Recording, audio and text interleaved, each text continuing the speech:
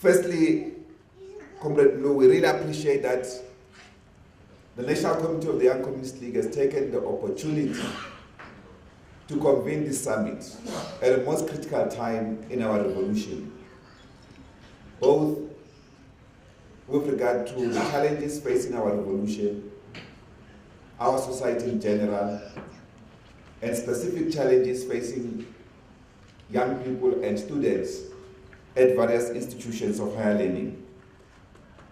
The recent protests,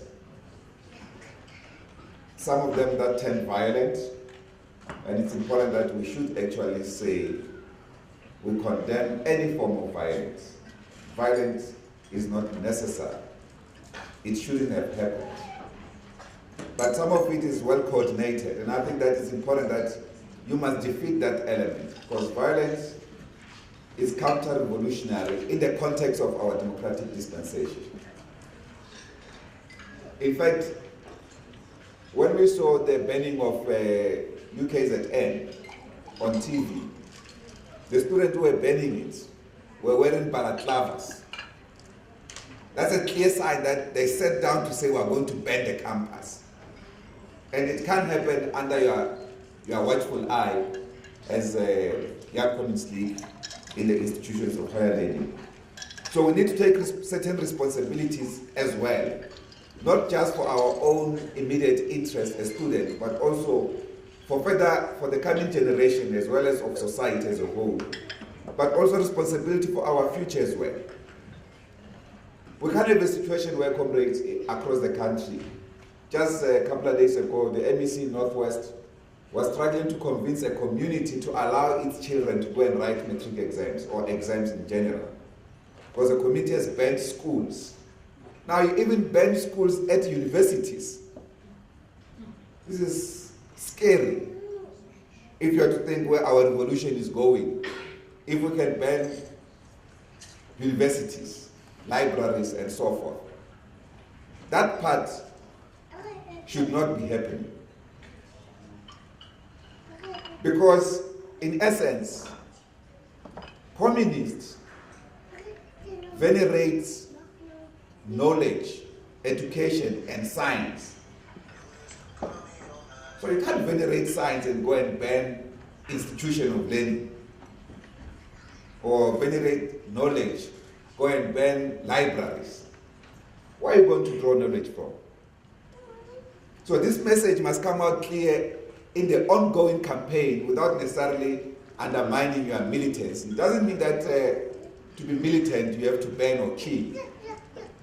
Under democratic dispensation, there's no requirement even to use revolutionary violence, particularly in that case.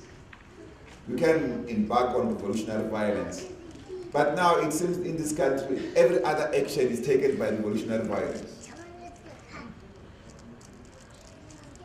What is the contribution we're going to make to society if we destroy everything? We think we'll rebuild it in the future. It won't happen. Now, it's important, comrade, that we take our responsibilities very seriously, but equally so, engage robustly. Elevate the superiority of our ideas in institutions of higher learning. Particularly, they need to recapture the lecture halls. I'm glad to hear that you had Professor Friedman, one of the few progressive professors around. Not necessarily Marxist, but not Marxist-Leninist. It's a very good progressive professor, quite different from the lot. What we need to get as the Communist Party is to have young Communist League members interested in becoming professors themselves. Because the lecture halls are too hostile to our movement, let alone to the Communist Party. In fact, the ideology of the lecture hall now is a BCM ideology. That's why I was not surprised with one of the comrades who was engaged in that we renamed South Africa Zania. That's the new ideology of the lecture halls. but it's also anti-ANC, anti-alliance. It's actually a statist ideology of the past which was anti-system. So in a way, you have the lecture halls that are also anti-democratic system, because they are still anchored on the anti-system notion that if you are seen to be independent and progressive, you have to differ with existing authority. But comrade, I think that the fact that the contest over the Fees Must Fall campaign did not only come from campuses alone, and not just from campuses, but also from our country alone, but also from other organizations and individuals who amongst them had nothing to do with free education. It's something that should actually make us think as comrades located in these institutions. We also know that some factions inside our own movement also joined this campaign, but for factional reasons, not for resolving the problems around free education. It is therefore, comrade, critical that the YCL must locate itself proper within this campaign, provide correct leadership, not populist and demagogic leadership in this respect. And I'm glad that listening to the last commission, there were quite a number of fundamental issues raised, which are issues of transformation, which in themselves are quite militant issues. What we've also seen is that this campaign, those who hijacked it, particularly the factionalists from inside our own movement, had done so in order to nail the Communist Party on the wall. Particularly, they gunned for Comrade Blade. They blamed him for not having free education in the country. And they never even asked our democratic government what it is doing to make sure that it funds free education for our children and for our country as a whole. Now, in doing so, they have colluded with all wrong forces. External agencies, for instance, including the Israeli intelligence, Mossad. That is one of the roughest intelligence bodies in the world. But we know that it exists in our campuses, particularly at VETS, and possibly at UJ, but started at VETS, organizing its visibility. It's a very dangerous organization, that one. You shouldn't actually even come close to it. At best, you should play too far away from it and expose its activities in our campuses, particularly the funding that it gives to many of our students. But at the same time, the other foreign agencies that are involved in these things are also trying to wreak havoc. They've got a different agenda about South Africa, which is the agenda about dislodging the revolutionary movement headed by the ANC from being in power in this country. So whilst you are addressing this, you mustn't lose your political caps, because you must also understand that politically there is that agenda to remove our movement from power. At the same time, comrades, I've listened to some of the debates that were taking place. I just want to comment on one issue about the notion of legislation. In the process of the debate around how to legislate, whether it's about academic freedom, the notion of academic freedom and so forth, it's important to just make a warning. My apologies, I don't know how it came on. Just to indicate, comrade, that every time we seek to legislate for immediate issues of transformation, we must always legislate as if we are not in power. I would suppose that you should have a further debate on that. What it means is that say the executive should have authority on academic freedom, imagine if we didn't have a little sense of academic freedom during the apartheid period. What would have happened to our liberation movement, to the student movement? Imagine if in the future the DA is in charge of society. What does it mean for academic freedom? So it's a point that may require further and deeper debate.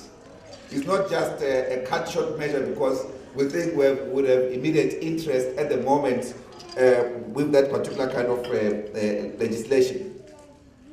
But again, comrade, we must indicate that part of the bigger problem is that many students are experiencing difficulties with regard to funding at both universities and colleges because of a long-standing failure of our economic performance, dating back to the period when we responded to the Asian crisis by introducing gear. The point that we normally characterize as the 96 class project. That project, comrade, essentially said government must shift spending from social priorities to other things. For instance, to growing the economy. That when the economy has grown, it will then produce jobs. When people have jobs, therefore they have money, they can then look after themselves. They can take their children to school, they can build themselves houses, and so forth. But that has not happened. Comrade Alex was reporting here that some of the institutions have in excess of 1 trillion rands in liquid form, which they are not actually deploying into productive sectors of the economy. So these are areas that we cannot actually rely on. But having said that, it is important to note that even after Comrade Nzimande presented a report in government, after he instituted an inquiry onto funding of higher education by government, government said it doesn't have the resources. All this because of gear. Now the NDP. The NDP is now the new anchor in which the emphasis is on economic growth and job creation rather than social spending by government with existing resources, rather than even taxing more the rich to pay for the poor. That's the dilemma of our revolution. You will notice that we've had a huge difference with the African National Congress, ourselves and COSATU, with regard to an approach on implementation of the NDP. Part of that is because the economic section of the NDP, its long-term vision, whilst important to be appreciated, but it's not a platform that can resolve the immediate challenges that South Africa faces, let alone this upsurge on the need for free higher education. We call this upsurge because in many ways than not, the movement struggled to contain the ongoing struggles. Now, if the movement struggles to do that, it must send a particular signal to all of us. How are we organized at these institutions, for instance? You are complaining about some of the lectures that sometimes belong to our unions but are anti-movement. We need to establish not only Young Communist League branches at these institutions, but also party units and party branches. Recruit lecturers to the party branch. Train them on our ideology. Or at least, if they think they are untrainable, share with them the literature on our ideology. Because many of them, they think teaching it's per the book and what they've learned. They have not actually traversed the parameters and the boundaries of knowledge. That the basis of knowledge is inquiry. You don't just get educated within a particular framework and you stay there forever. You develop yourself even beyond that particular framework. You probe that framework that you are actually educated about. So that actually assists you to actually inquire much further. But for them, inquiry is only left to the component of research. It is therefore important, comrade, that we should push the private sector, which is the single biggest consumer of education in our country, to pay for training of our youth and our students. At the same time, I think it's important that the YCL should be able to call for further taxes, explore various areas where there could be more tax that could be accrued towards education for our youth. When we remember a few years ago, when the government was introducing what we call the employee tax incentive, there was a 5 billion set aside just to give to employers to recruit youth into various factories or places of work. And that program was never properly handled. It is quite clear that in many instances we could find money somewhere to fund education, but we have been reluctant. And the struggles that have been there have been largely hostile instead of complementary to ensure that government could actually be able to respond to these particular needs of the students and the youth in general. For instance, government has funded in 2008, during the international economic global crisis, in excess of 22 billion, one single sector, the automotive sector in this country. This is a sector that actually saved many metal workers their jobs. But at the same time, when we were saving jobs of the metal workers, NUMSA was leading metal workers away from the alliance. So there's also a contradiction of some sort. The same if you look at how some of the employment tax incentives have been used, you realize that they've not actually been utilized for the development of young people in the main, and particularly the students. There is a company that is called ADCOP, which between January and February of 2014, it made 7 million profit from this employee tax incentive scheme. And this company, it's actually a labor brokering company. Again, another labor brokering company, for instance, went on to declare 52.1 million rands in profit, when actually it has been funded by the same scheme of about 53 million rands. So essentially, this scheme has been utilized to prep up labor brokering institutions which are unable to provide employment and education for our youth. Because you will know Marx's approach to knowledge and to education is based on production. We actually say you are unable to learn unless you produce. So theoretical knowledge only is not good enough. You need knowledge that is productive or that you can apply in production. And it is there that you are able to get the concept of praxis, the theory and practice, and you are able therefore to learn and develop. What is also important, I think, which we need to emphasize, is that we've been excited by the link of your campaigns on the fees must fall and the worker struggles. This perhaps is the single most important development that emerged in these struggles, the link with the worker struggles.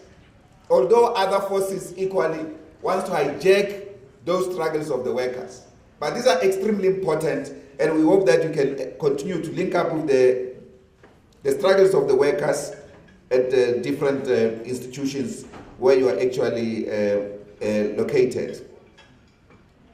I'm trying to jump some of the issues, comrade, just to raise some few key areas. Just one towards the end.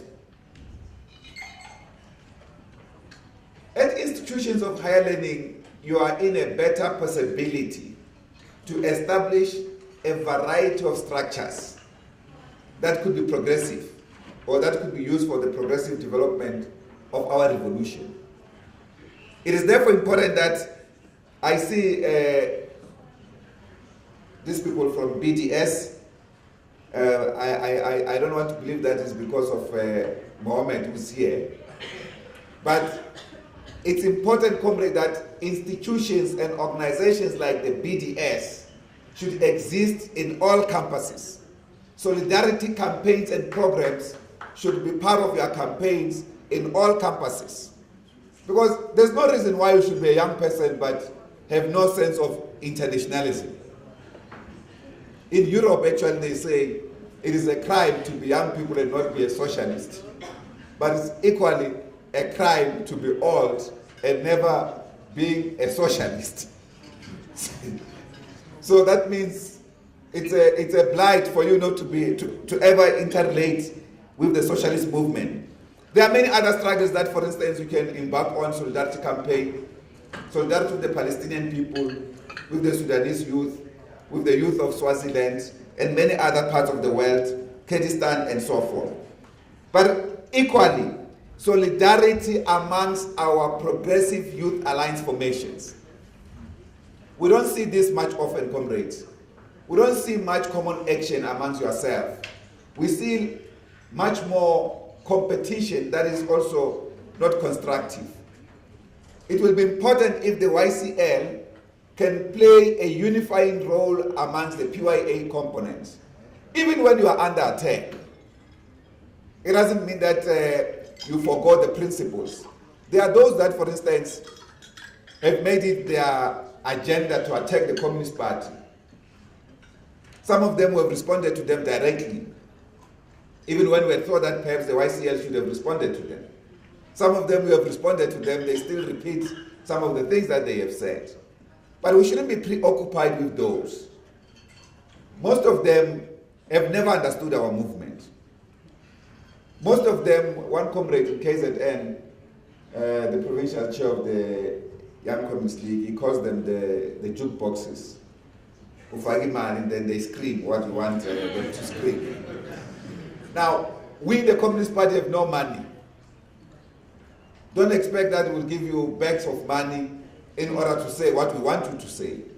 But there are some in our own movement, including the PYA, who are corrupted, who are given money in order to attack the movement. And they do so happily.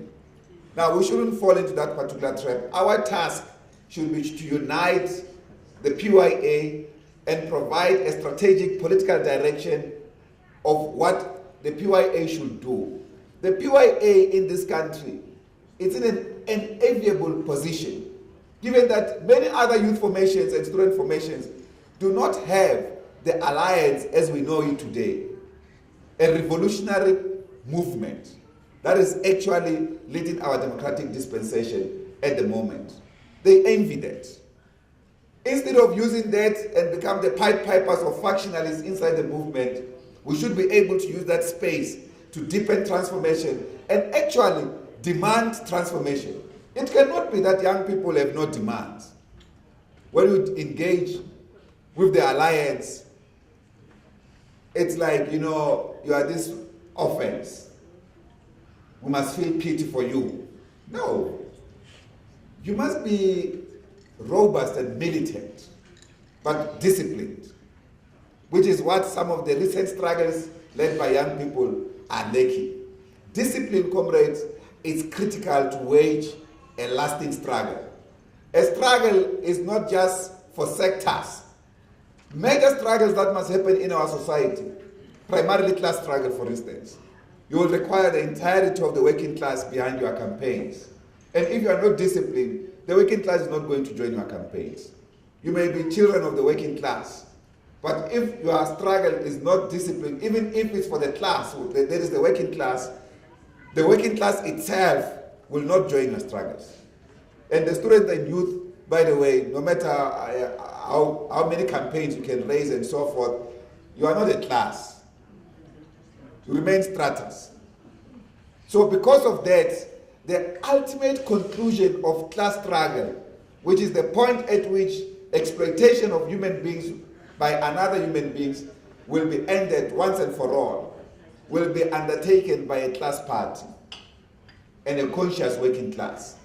That is why it's critical, the struggles of the workers on campuses, the link of those struggles with the struggles waged by COSATU, which is a progressive trade union movement, and other working class formations.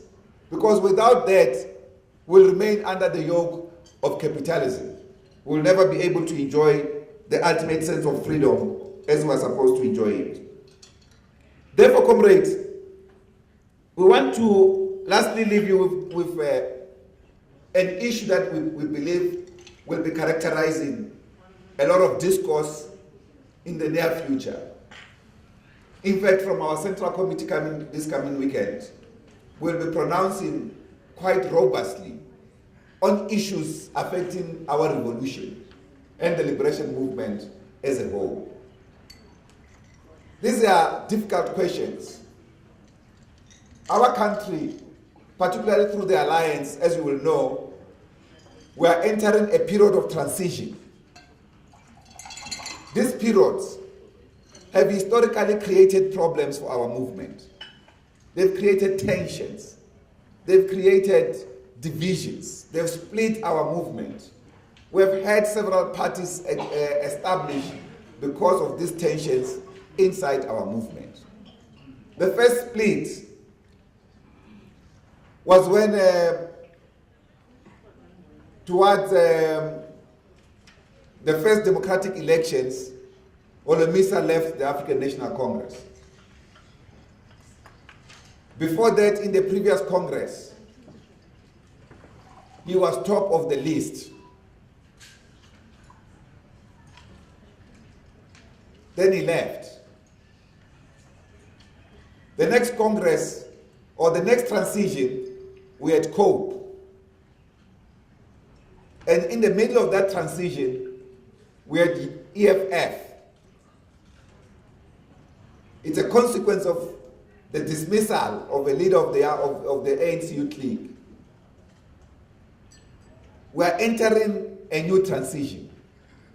And where we stand as the Communist Party, we are quite worried about how the movement is handling the transition at the moment. We've seen new maneuvers that are quite disconcerting. For instance, there's much more gravitation towards flirting with big capital by some in our movement. They think that a new alliance and a better alliance is possible with big capital. So you can ditch the Communist Party, you can ditch COSATU, because these ones you can manage here back at home. But international monopoly capital, the imperialist forces, who from time to time threaten to create disorder, is now getting preference because it now has spokesperson inside our own movement. It has rating agencies, for instance, that determines how much we give for students. It's the rating agencies.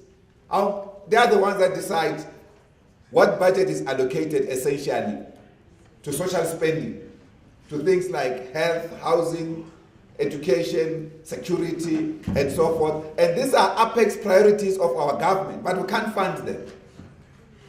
Because the rating agencies simply say, no, you can't allocate so much here. Otherwise, you are not building enough confidence for international investors to come in.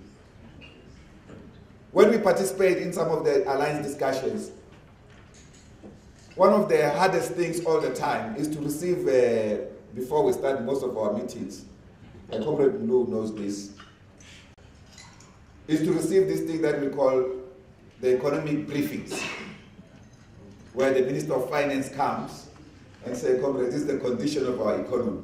Not that those are not important. I guess you'd have, those of you who are doing economics here, I hope you're also not being misled by many of these economic professors. Is there a student of economics here? There's one there. Okay, what do they say is a commodity? these professors. What do they say is a commodity? Any one of you who's doing economics? How? So you don't know? No, that one is from the communist university. It's different. It's differently trained. I want those who are in universities who are learning economics.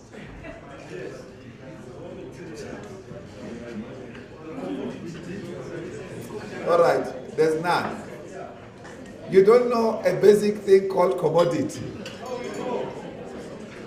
That's what they say. Are you doing economics?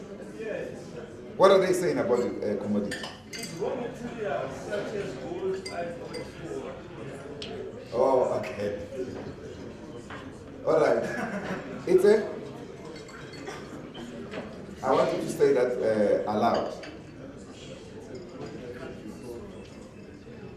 A commodity is a good that can be sold for profit. That's what our universities are still saying to date. But that statement is ideologically flawed. But that's what they say. In fact, some friends of mine were professors as well. They say so. A commodity is a product of human labor. Before you do, you add what they say. Add the word, a product of human labor. There's no commodity that's not a product of human labor. Why they reject that is precisely because of capitalist notion of the education that they teach. Is the center basis of class education that they teach us in our different schools. So one of the things that the Young Communist League should help us is to change the content of this curriculum that we have been taught at universities. I mean, at the university level, this thing should have long been expanded. One of the sharpest thinkers, in fact, the greatest scholar of the 19th century, was regarded as Karl Marx. He wrote a thesis on economics, basically political economy. And he studied this notion of the commodity, how capitalism developed. Actually calls it the basic cell of the system of capitalism. Despite that they can acknowledge that he's such a great scholar, they still can't infuse his teachings in the classroom when they teach economics. So this is how far we need to go, particularly in engaging these things. But what they normally do is that they come and throw all this capitalist jargon and say this is the state of the economy and therefore we can't do the following things. And the Minister of Finance will present this particular budget so that the alliance should understand. And this has been creating some problems for us. Particularly now, when the alliance or the government in particular, which is the ANC-led alliance government, when now on a matter like this, instead of taking collective responsibility, they want to apportion one blame to one man, and Comrade Blade. And that comrade, we must say, we will never accept. As a Communist Party, we take serious exception to this isolation of Comrade Blade because we think it is not innocent. It's actually an attack on the Communist Party. Because when we propose radical proposals, they never even say this proposal came from the Communist Party. They don't tell you, some of those who are calling for Blade's removal, they don't tell you that it was through his leadership that we are giving our people free water and free electricity. It was a party proposal. When they implement it, they will find always the time to justify it inside ANC policies. Of course, we've never been worried about that. But we are worried about this selectivism. The day we allow that to happen, comrades, we'll commit a serious mistake. We'll kill the Communist Party.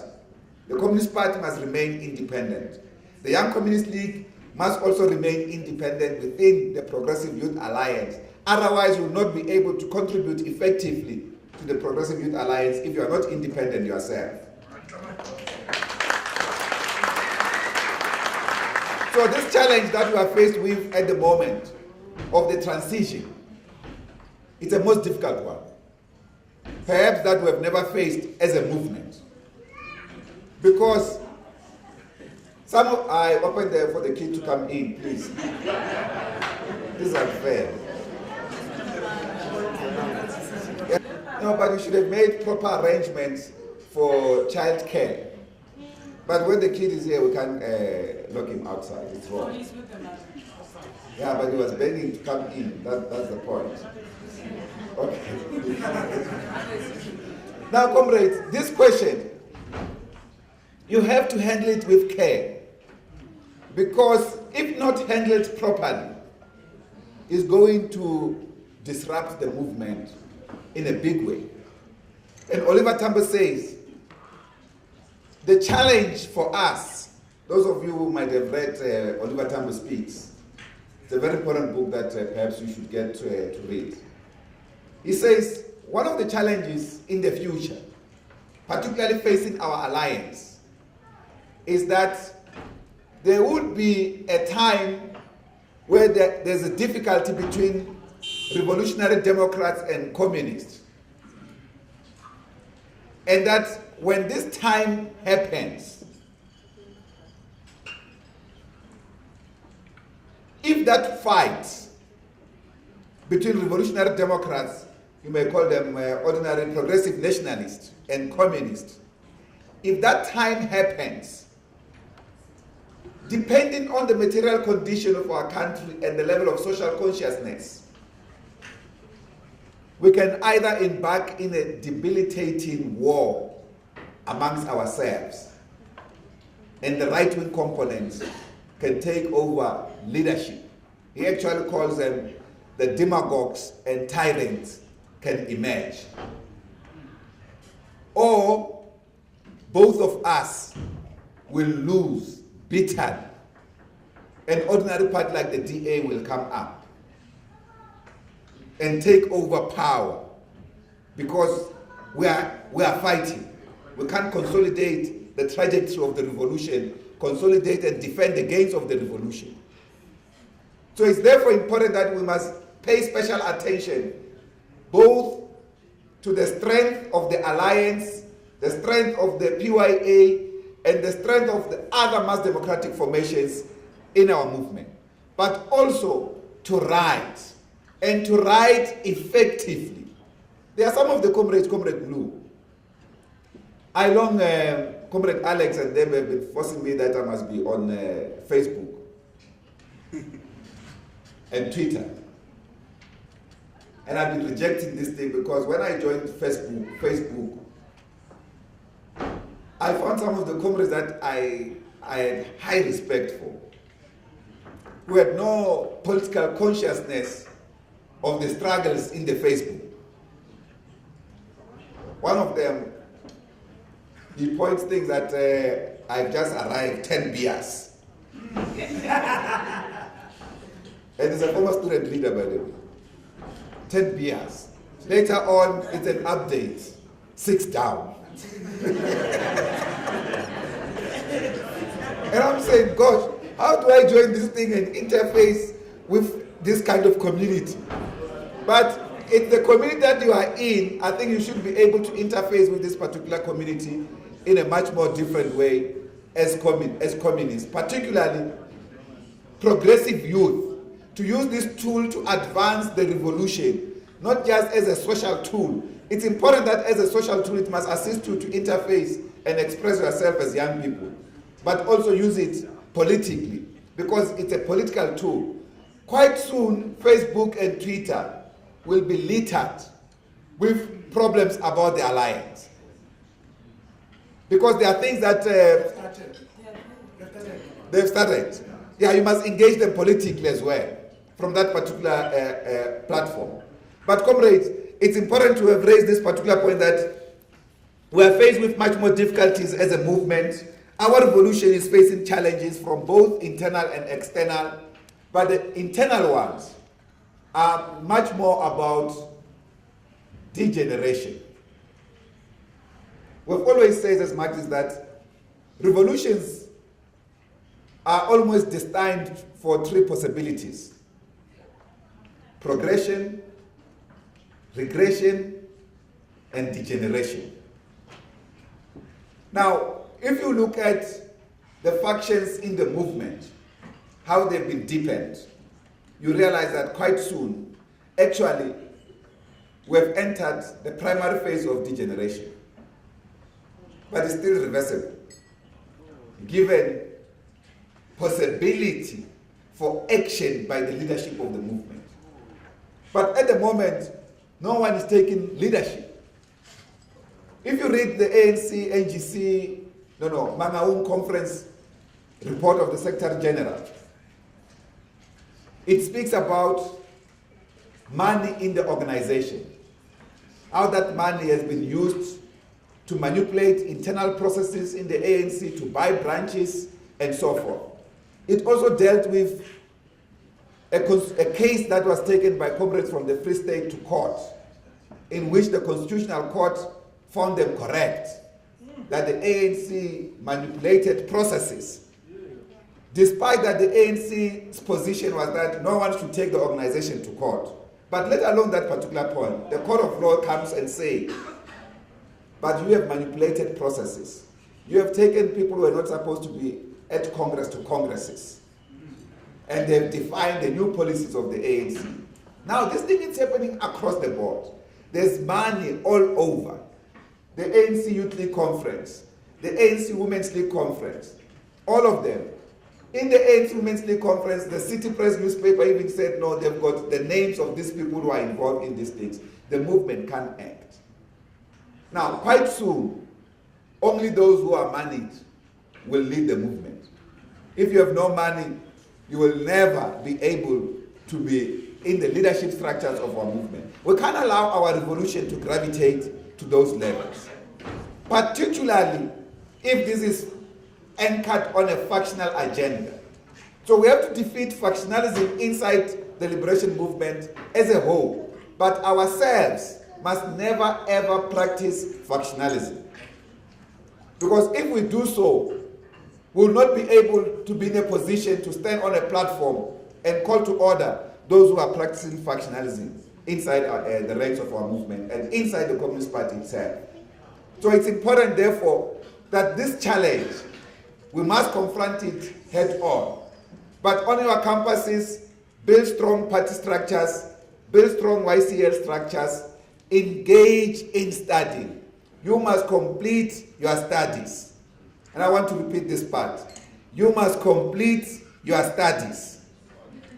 Are you hearing me, comrade? You must complete your studies. It's important to complete your studies, comrade. Our movements need your skills, need your education. Money is something else that is created. Money is not the source of wealth. The primary source of wealth is labor. Labor is the source of all wealth and is the source of production. Money is just something else aside. It's not actually in the pecking order of our party.